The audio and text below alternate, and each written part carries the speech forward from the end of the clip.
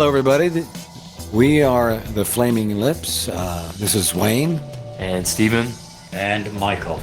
We're going to be talking about some of the ideas, some of the inspirations, The perspirations. some of the ins and outs of the making The ups and downs. of our latest records called At War with the Mystics. And we'll sort of be going through and maybe dissecting the tracks one by one, and Hopefully illuminating some shedding some light on the subject. some interesting tidbits that you would only know by listening to this CD. And we'll begin. Here we go.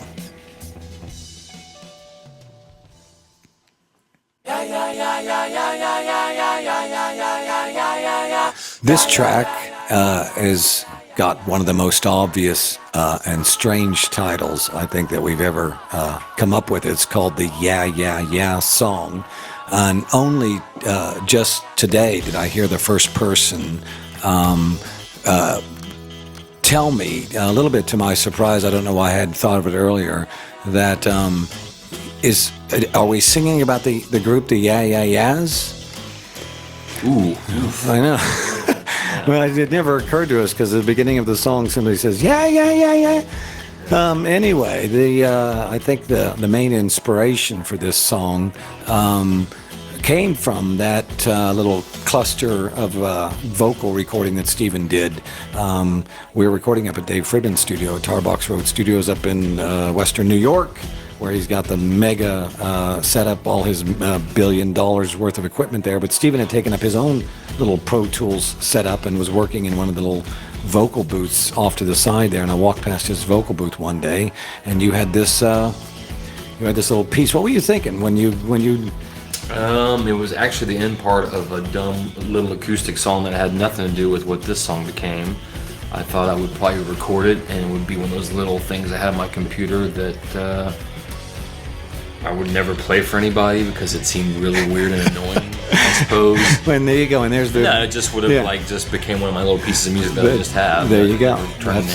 You know what the great thing is that children seem to really identify with this song.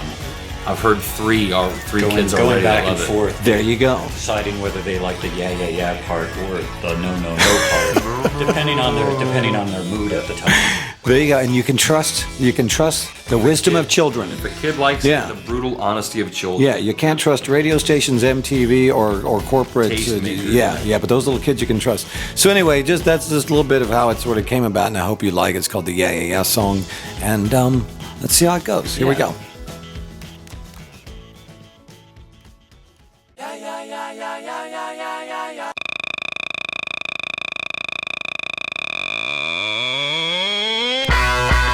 This next song is a song that we're calling Free Radicals, kind of a silly play on the what are free radicals? What are those? Is that I see that when they talk about like people who are having chemotherapy or something. And it's like something to do with the table of elements, right? It's like free radicals are like particles of.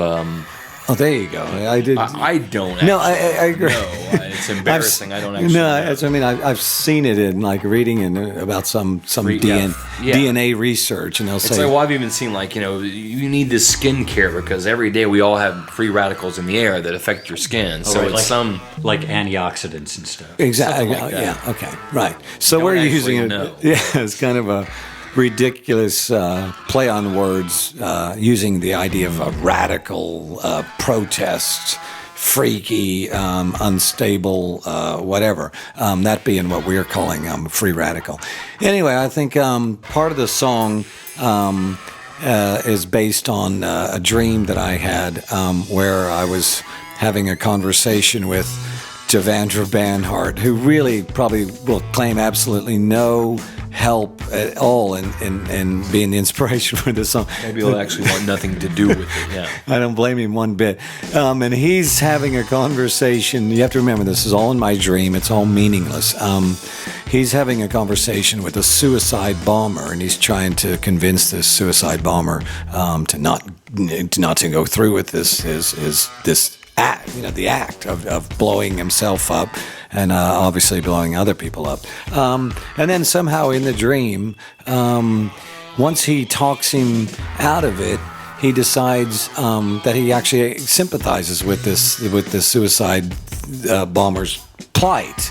And so you'll hear in the song this sort of turnaround where it's kind of like, it's in one way it's really preaching, on the next minute it's really calling somebody an idiot. And I think the parts of these songs are obviously, you can always look at them as being, pointed at George Bush and his sort of clumsy and sort of arrogant administration. But hopefully someday George Bush will be out of office and won't have to worry about that, and our song can just simply be about people who obviously overreact and take revenge in extreme ways, and we're asking them to chill out a little bit, right? Exactly. It goes like this. You'll enjoy this one.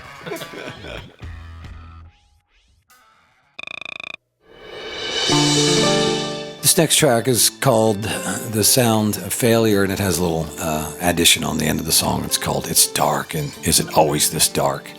And I think a lot of people are drawn to the line in the song that says, go tell Britney and go tell Gwen. And they think, rightfully, that we're complaining about Britney Spears and Gwen Stefani. I could see where you could think that from what it says in the song, but we really aren't. I don't think we actually listen to very much Britney Spears, but obviously we hear her out there in the world without trying too much. And I actually kind of like Gwen Stefani.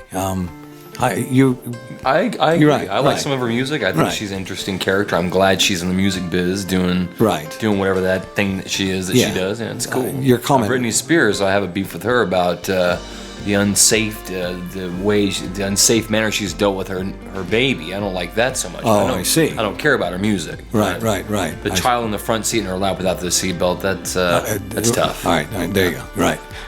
So you do have a beef with Britney, okay? But anyway, in the song, the idea is we're singing from the standpoint of, like I say, a 17-year-old girl whose friend has died, and she's mourning, and she's in mourning of her friend. And I think the Britney and the Gwen in the song, I think we kind of use those as kind of maybe just metaphors for her her immature friends who don't understand her plight of despair that she's going through. And I guess what we're somewhere along the way we're saying, this idea of no matter what happens to you, hey, it's all good, and as long as you have a lot of energy and we smile, nothing can ever harm us. And I think the sentiment in the song is that this failure and disappointments and these things force a person to go inside themselves and question themselves and find out things about themselves that they wouldn't have if they were just having a jolly old time of it all the time. And so I think that the very first line is she's starting to live her life from the inside out, is starting to build up her inner life, this sort of thing that gets you through things like despair and hopelessness and existential fear and even bad music occasionally. I suppose it could get you through that. And as she goes into it, she discovers she's embracing the things of the darkness and the mysteries of life. And as the song ends, we get to this other stranger part of the song. This actually built off of it. It sounds like a 14-year-old British girl saying, "It's dark. Is it always this dark?" But it really was built off of a strange little piece of my talking that I did. It was either before or after one of the songs, and it was just a piece of talking that Dave Fridman grabbed and ran it through. I forget what the effect is called, something like squirrel bait or something like that. And Squirrel Parade. Squirrel Parade, even better. And it does a little. You can understand why it's called Squirrel Parade. And it came out sounding almost exactly like someone saying, "It's dark. Is it always this dark?" And it was perfect because the title that we had for this little extra bit of it was actually "It's Darker Than You Think." That was the original title. But when she comes out and says, "It's dark. Is it always this dark?" That's just so perfect that we couldn't. That's even better than what I was thinking of. And so yeah, and then obviously she starts going into the darkness and the mysteries and sort of obviously and she walks away from you. The music represents that. Yeah. So that's sort of the sound story in this, and a little bit of Britney Spears bashing, which I didn't do, which Stephen did, which maybe it's deserved. And so, here you go. Enjoy this. Okay.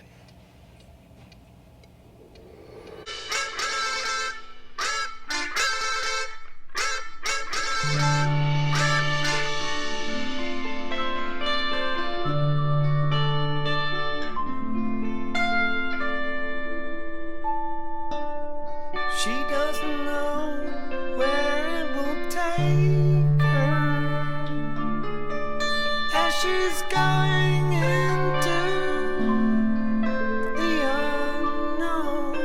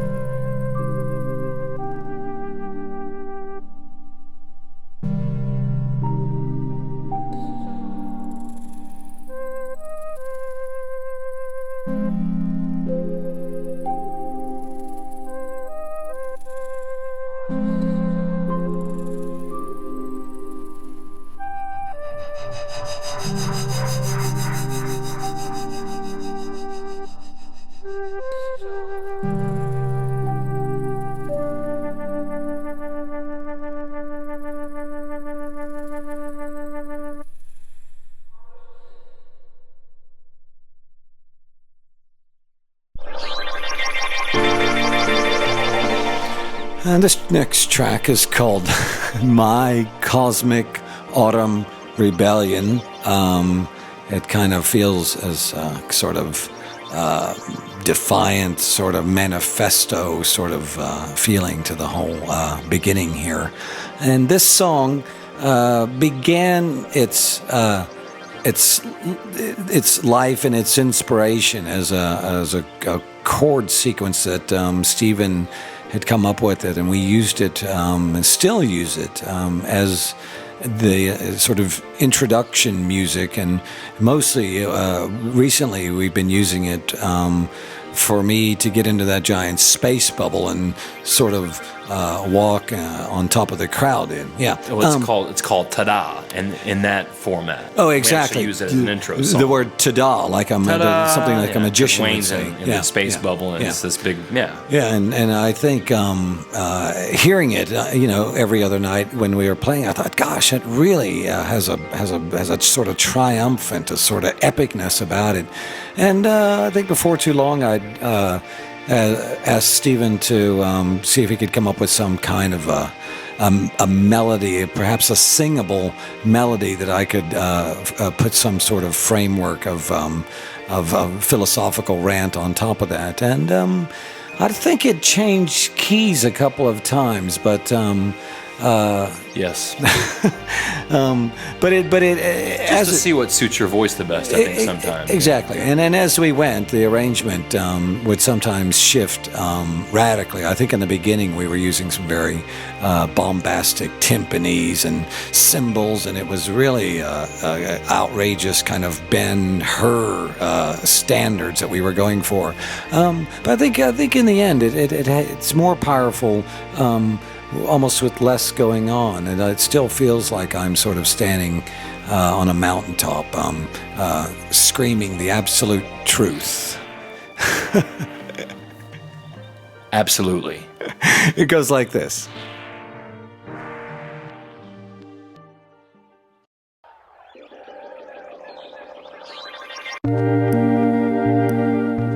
This track is called Vein of Stars, and it begins with this great sort of fluty, almost Miles Davis Sketches of Spain sounding little flute loop. I guess it is, isn't it? Is it a loop that you made? Yeah. It's like, flute, oboe. It's all woodwinds. There's an octagon oboe sample in there, very nice. And well, it's based on the chords came from when you had been strumming on my guitar, which was tuned to like a weird F6/9 chord. Right. And you strummed that, and you came up with that melody. And I remember the first time I heard it. Now and again, you'll have a song. As soon as you hear it, you go, okay, we got to do that song. We want to work on that song. So for me, I kept hearing in my head, and then I got some extra time or whatever at one point, and just made a loop, and each instrument in the loop is playing one of the 6 strings of the guitar, and that's how the harmony works. Oh, and that's I why see. it complements the guitar I see. so well. It's a strange chord anyway, and then they have Yeah. the flute ensemble sort of taking the whole each chord each approach. instrument is playing one string of the chord. Which is kind of what Miles Davis does as well, isn't it? Is sort of using each guy to do a voice. Yeah, I mean, him and Yeah. the stuff they do is a lot more sophisticated and complex, but yeah, it's based on You that can see same, what can remind you of that. based Yeah, on that same yeah, sort of thing. yeah. Yeah. And I believe when we did the song, I don't think we had a real. We weren't really sure what the song was going to do, and we thought perhaps it was going to get more to it. And I think as we played, we thought, it is very simple and doesn't seem to need much more. Sometimes it's just the way songs go. It seems when you're playing a song like this, it seems so simple. You're like, my God, man, I don't know if that's enough. But sometimes the music really just does all the work for you. And yeah, you had, I don't know why, but you had tuned the guitar to that. You do that sometimes with a strange sort of tuning, and then sometimes you hit it and you're just like, oh, that's, Well, sometimes if you have a weird tuning on a guitar and you don't know what you're dealing with, then you'll accidentally stumble upon things because you don't really control what you're doing. There you go. And There you go. That's sort of the thinking behind that. I see. Letting yourself lose control. There you go. Anyway, it's a beautiful song. I think it hints at some sort of ego death, some kind of longing for suicide. But then it seems as it turns around, as the song goes, it seems to turn around on itself and not want to do that. So I think like a lot of Flaming Lips songs, we start off mean, we end up being quite wussy about it. Wow, that's one of my favorite tracks on the record. Just to throw that out. Here we go.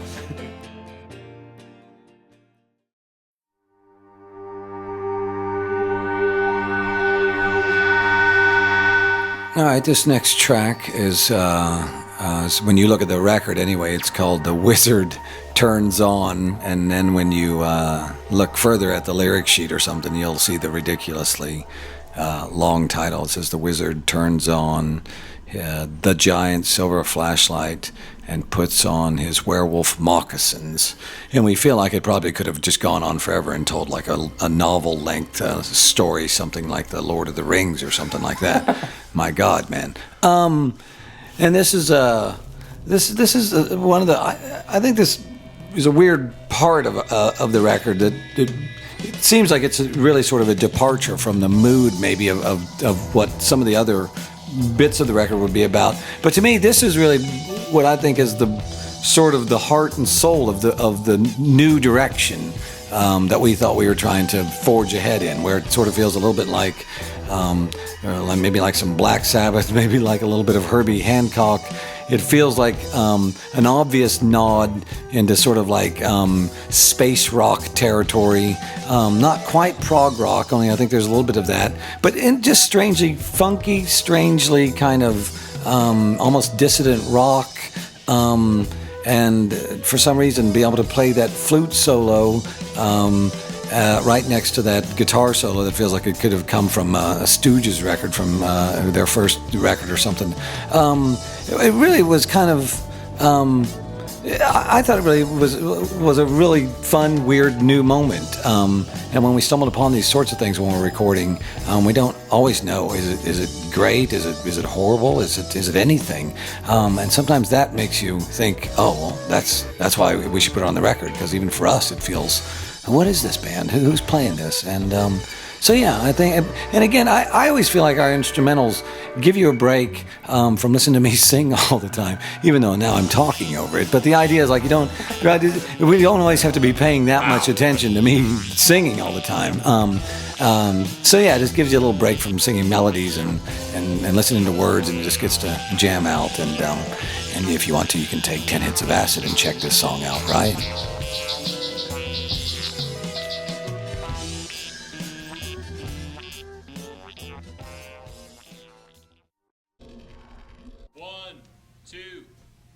2, 3, 4. This song started out as not as a joke, but as just kind of a strange songwriter's exercise that I suppose all songwriters do in times of panic and desperation. I was thinking of writing a song for Gwen Stefani. I'm just not seriously thinking that, just thinking, you get in your head that it's her singing it. But just Gwen Stefani, not Gwen Stefani or Britney Spears, right? Just Gwen Stefani. Gwen Stefani. Yeah, and I think it was based along the idea of Hollaback Girl, something like that. But thinking, oh, well, maybe I could do a song like that. Not really thinking I'd give it to her, but just it gives you another frame of reference or something. And when I first started the song, I honestly called it I Like to Masturbate and Think About Outer Space. And I thought that'd be a great song for Gwen Stefani to do.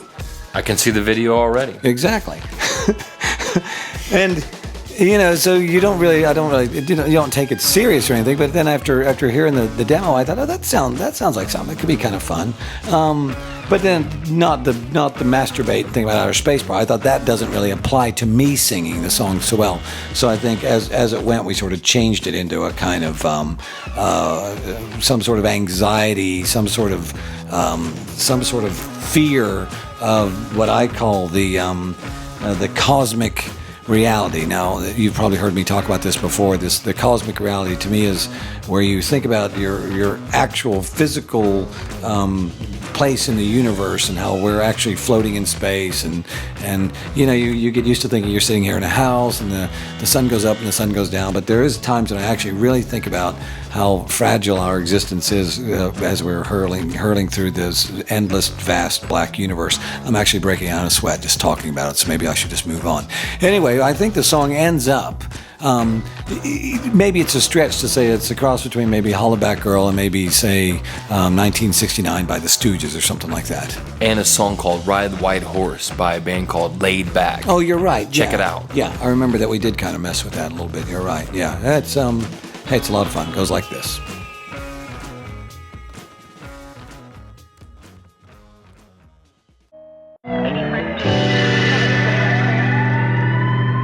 This song, I don't know if it sounds like it now, but I remember a lot of effort was made to shape the song around this idea of the siren. There's probably been 100 songs done now using some sort of ambulance siren in them, and it's just you see the power of what sound effects can do to music. It really sets you in a whole atmosphere, a whole mood can be generated simply by adding in these little sounds. And I think we began thinking we'll write the song around the siren. The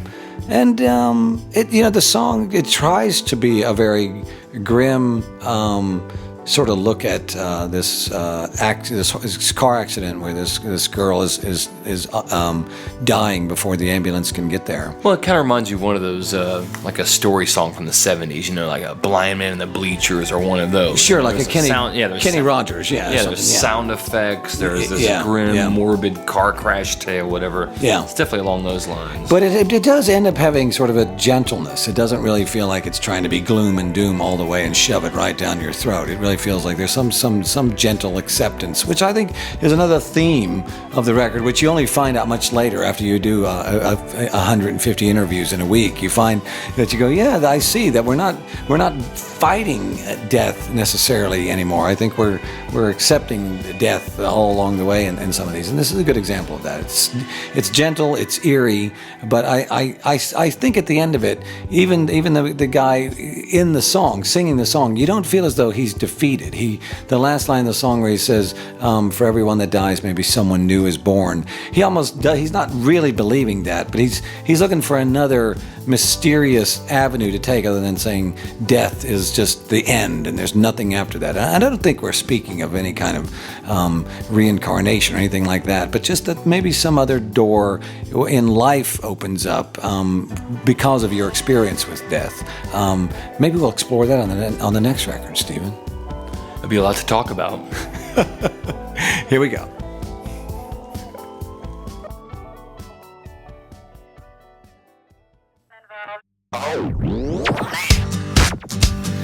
This song it's a very strange sounding song for the Flaming Lips, and the reason is because we didn't really write the song necessarily by ourselves. There's a friend of ours who was one of the musicians who joined us on the Beck tour. It was Greg Kirsten. Greg Kirsten is a wonderful musician. He's a great keyboard player, but I think he plays almost everything. He produces people all the time. He's a songwriter. He's worked with Karen Over, the Yeah Yeahs. He's worked with Enrique Iglesias. Yeah. An amazing jazz pianist as well. Actually, that's probably my favorite thing about. Man of many talents. And I think he gave me a CD probably going on about 2 years ago of some tracks that he had made, thinking that people would take these tracks, maybe turn them into songs, vocal melodies, and stuff like that. And I got interested in one, and I thought, well, let's see what we can do with this. And we ended up working 3 or 4 days on it. I thought we ended up with something kind of strange, but I think highly entertaining. And so, yeah, it's a song. A lot of it is Greg's production, but then a good bit of it is us sort of taking his thing and turning it into a whole other thing, giving it a vocal melody and some attitude and. So if it doesn't sound like anything we've done before, that's Greg's parts in there. So yeah, it goes like this. Cool.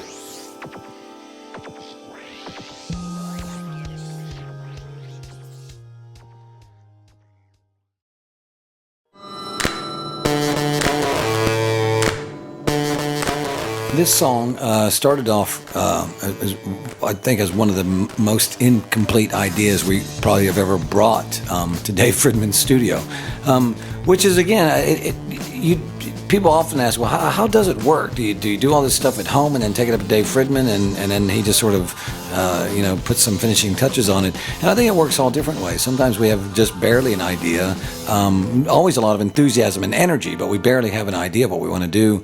And sometimes something marvelous happens and takes it in a whole new direction. And so I think I had this riff, the do-do-do-do part, and then you played the great sort of funky, understated beat.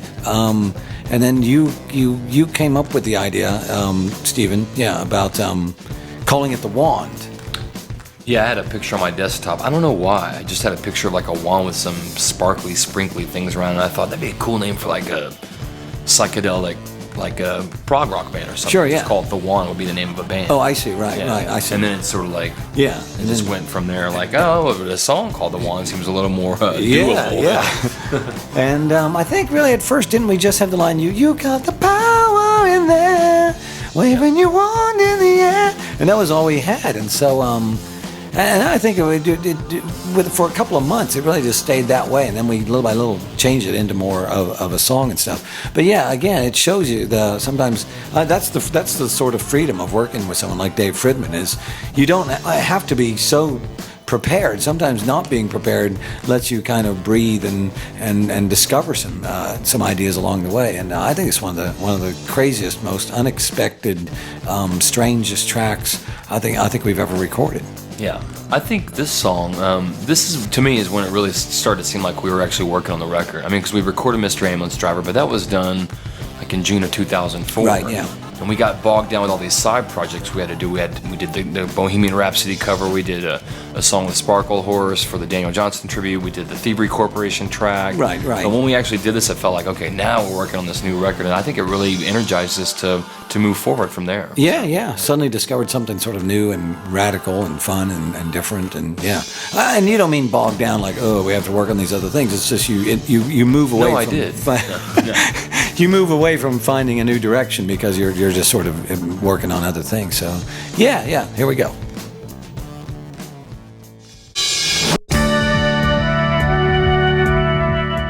Having recently come back from Cologne, Germany, we realized how much part of this melody resembles the German national anthem. Now, I think we knew that there was some vague... I think there's probably a few melodies that could remind you of it. Just one of those kinds of major key melodies. Right. Our manager, Scott Booker, took German history in high school and actually went to Cologne, Germany when he was about 16.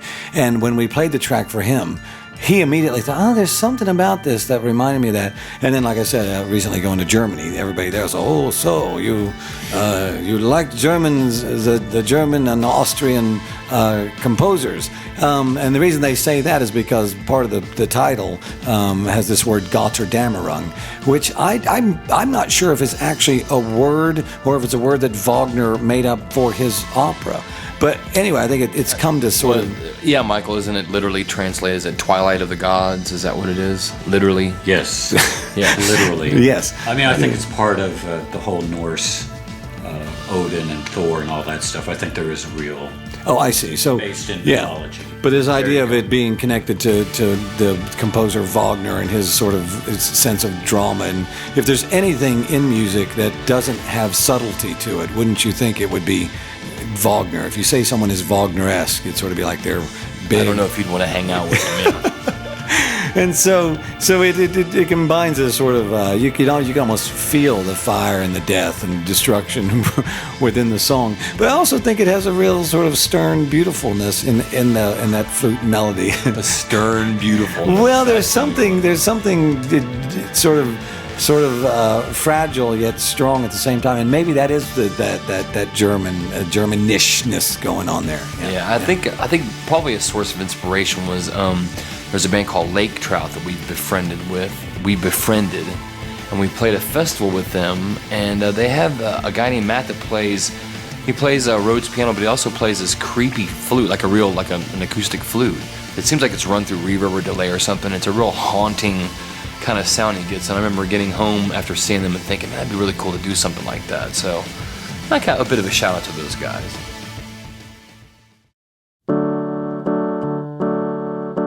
This is a song that we did at the very end of, I think it was a pretty long session. I thought it was the one we did about 2 weeks or something. And we cut most of this track, if you remember. We cut most of it in about 6 hours, which for us is just nothing. That's just simply setting up microphones, singing, and bam. We went back in and did one other short session that just added a little bit of sparkle dust, to it in the end. But it was a fairly quick song. And it's kind of sparse. I think we sometimes will just get lucky, and every instrument that you play is the perfect thing. You've touched the exact sound it should be. Because usually it's the other way around. Usually we play around with 10,000 different sounds and finally say, oh, that one will do, and we will record something. But on this one, I remember you going out on the porch. This was a reasonably cold night in Cassadaga, New York. We're talking like the 20s. In the winter. And this organ, I had taken it up to Dave's studio at the beginning of the session, and his hint that it was time for us to take it back home was that he actually put it out on the porch. Like, when you leave, could you take the trash out and take that organ back home with you? Sweep that porch too, please. And it's a very strange, unique sounding organ. One of our roadies, Justin Duda, I don't know where he got this thing from. Some garage sale he picked up like about 6 years ago. I think it's an old Lowry. And it has some obviously some problems with it, but some of the oscillation of the notes on there it's really unique. But anyway, so we sent Stephen out onto the porch and said, pick a sound. He obviously picked a great sound, the very first thing he touched. And luckily for him, it only took a couple minutes to record because, like I said, it was freezing cold out there. And and I think this song hints at that sort of acceptance that we talked about earlier. There's elements of we're not trying to fight our way through the despair anymore. There's just an element of darkness, some element of anxiety that you just accept and hopefully just sort of move on from there. Well, a lot of people have made the point to me that they think it's interesting that this is the last song on the record. We get all these things that happen, and then, it's supposed to be this downer record, but then you get the uplifting sentiment at the very end. I see. Which actually happens at the very end of the song, because it's all minor key, and the last chord is a bit of a lifting there. Oh, gosh, you're right. I mean, I never thought of that. And you mean your thoughts? The very, very last note. The very last chord, it goes up to the D major. There you go. Well, that's probably why we thought that'd be a great last song on the record. So anyway, it's been wonderful getting able to talk to all the great Flaming Lips fans out there again. And on behalf of everybody that works with us, this is Wayne. And Stephen. And Michael. And hopefully we'll see you somewhere out there in the world. Have a better one.